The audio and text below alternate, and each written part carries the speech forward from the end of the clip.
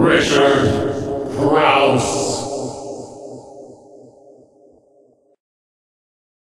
We met when he was 19 on the set of The Pickup Artist, and it was one of those immediate connections that you get very rarely in life, but when you get them, you know it right away. You just have a, if it's a girl, you're thinking, I could fall in love with her. And if it's a guy, unless you're gay, you're not thinking I could fall in love with him, but you're thinking, we have a special excitement and bond, and this is someone I really can have an interesting history with.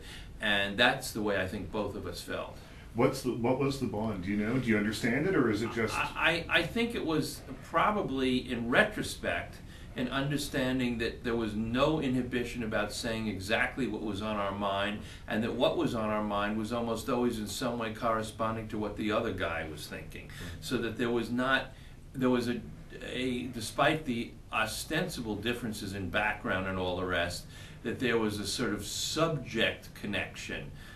Sex, race, love, murder, crime, death, madness. We had a lot of the sort of substantive, radical parts of life we both had a real curiosity about.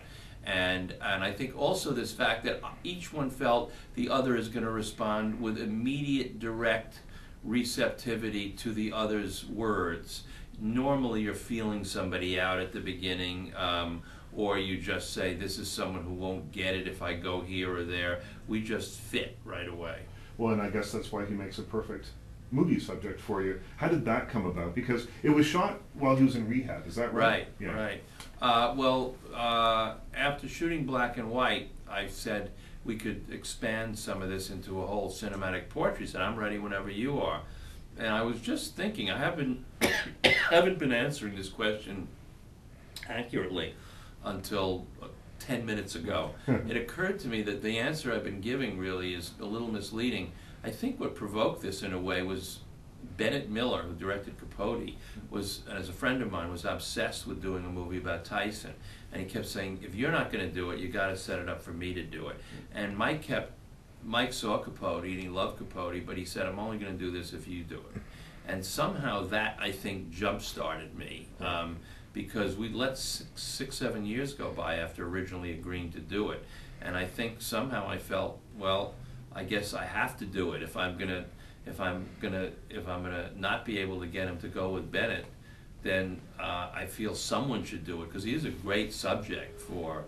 I mean, when you think, probably he's one of the 5 or 10 most famous people on the planet out of 6 billion. And he's a fascinating talker, and he's had an incredibly fascinating life. It's as if it's been waiting to be done. Well, I was so taken with not only the way he speaks. I didn't expect phrases like "wretched swine of a woman" to come flowing out of his mouth in the way that they do. Right. And, which the language is colorful without being. He doesn't swear. I don't think he swears at all during the film. No, it's very. Which surprised me. Yes, he has an extremely fresh, personal way of expressing himself. And by the way, that was a prerequisite for feeling this could work. Right. Because everything else that I just said could have been true, but if he didn't have a kind of great, almost physical relationship to language, it would never have worked. I don't know of another athlete in my lifetime who expresses himself in such an interesting, original way. Well, I thought of like Yogi Berra. It's not exactly as jokey as Yogi Berra, but it's certainly a unique manner of expression. Yes, it is, and Yogi Berra doesn't have the philosophical perspective that Mike did, because Mike really is a seriously self-analytical person. Richard Crouse.